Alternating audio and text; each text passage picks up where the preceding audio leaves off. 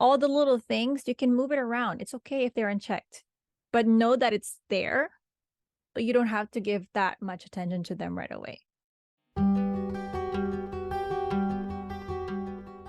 Do you want to stay grounded, less triggered, less annoyed, and mindful throughout your wedding process?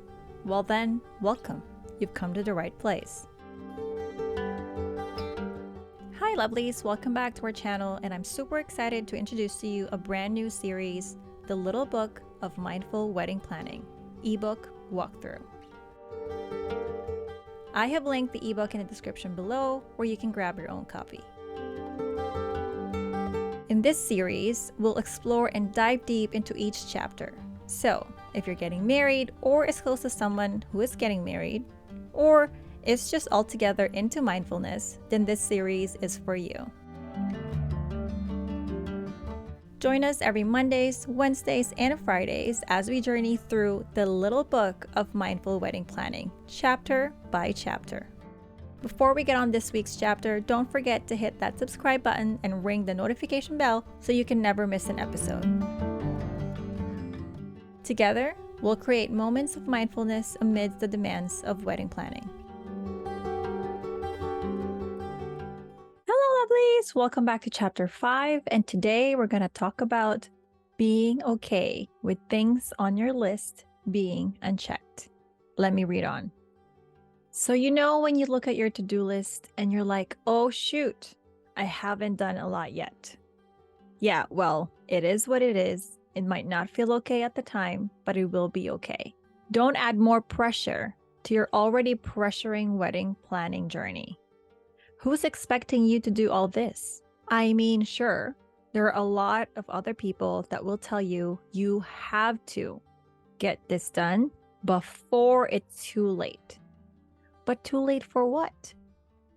How about don't do it yet? Because if and when you do them, it will be too late for all of you because you've already lashed out and lost it.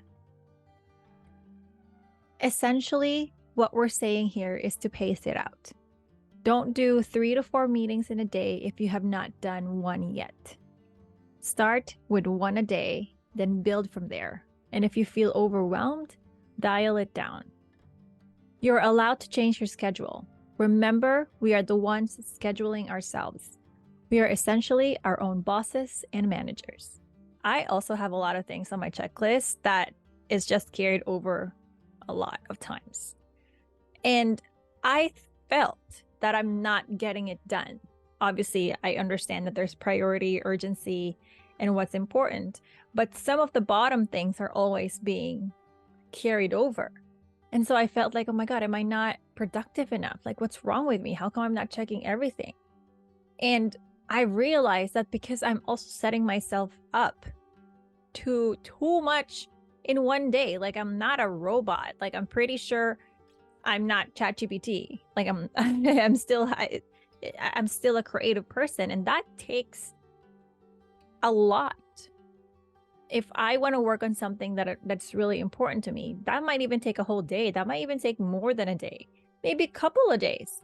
And so all the other things, I have to understand that I might not have to get to them until I am free of other things. So now I look at that list from a month's perspective, also weekly, as well as daily. So when I look at my weekly and I see, say it's Wednesday, on a Wednesday, it's 2 more days for the week. What is it in this list that is really essential to be done by Friday? I have to move those out. And then I then reschedule what my Thursday and Friday will look like so I can meet that deadline if there is a really strict deadline. Okay, understand that sometimes all the deadlines are created by us. Okay, if that vendor, say for example, really needs to be booked by the weekend, or we'll lose that person, that vendor, then I'm going to have to put that on a Thursday. So by Friday, I'm signing contracts, sending deposit. Done. Now, how long am I going to give myself to read that contract? Is it going to be an hour, 2 hours for that Thursday, say for example? Once I sign that contract, maybe I still have 3-4 hours during the day to put in other things for that week that I haven't done. On Friday, once I sign the contract, send the deposit, What else is there that's missing that I haven't done? The Monday, Tuesday are actually the days that you've done the most urgent, important things, priority. And then the Thursday, Friday, you realize, oh, shoot, I got to make sure I put the deposit. Let's put that back up on the list, get that done. And then whatever else is waiting to be done, I can then just fill up that space. That's the time that I still have available, and then do it. But also feel, am I so overwhelmed right now? Like, do I need a break?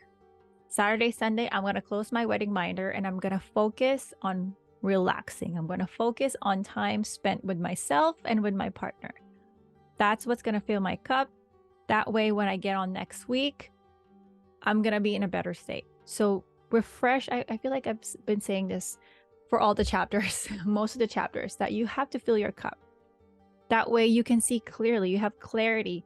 Okay, this is priority. This is a whole month of what I need to do. Now I'm going to break it down into weekly.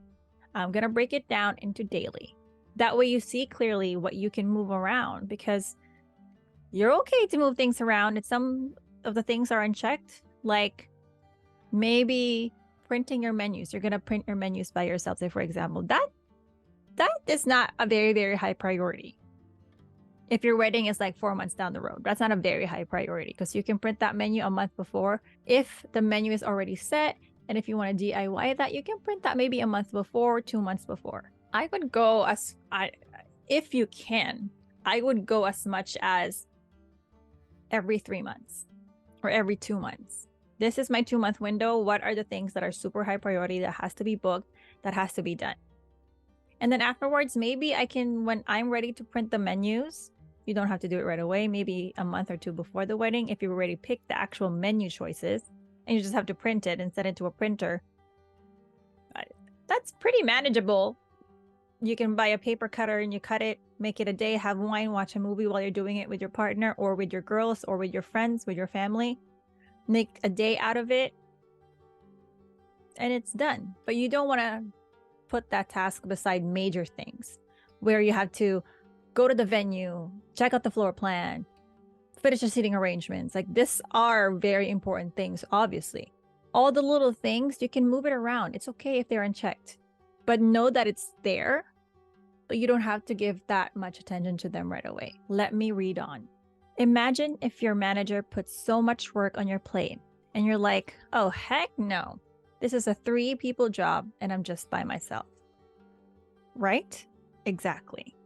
Be that kind of manager you've always dreamed of. Remember when I mentioned earlier how long it'll take you to review a contract?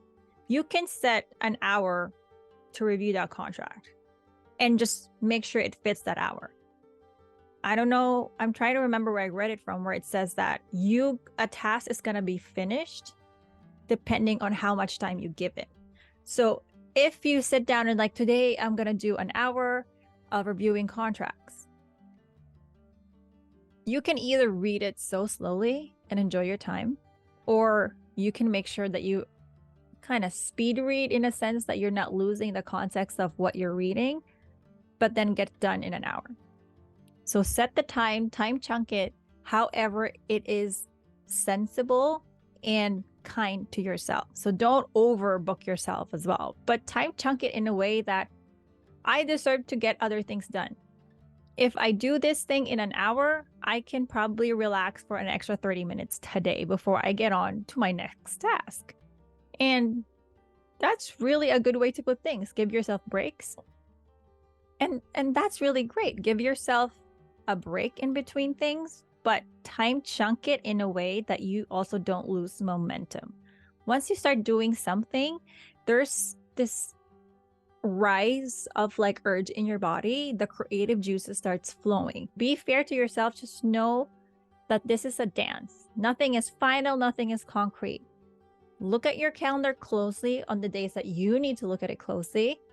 But there are days that you have to step back and look at the whole picture for a month, 2 months, and 3 months. Be honest and look at exactly what is urgent and what's priority. And that's a wrap for today's episode of the Little Book of Mindful Wedding Planning series. Your comments, questions, and support mean the world to us. And I can't wait to hear from you in the comments section below.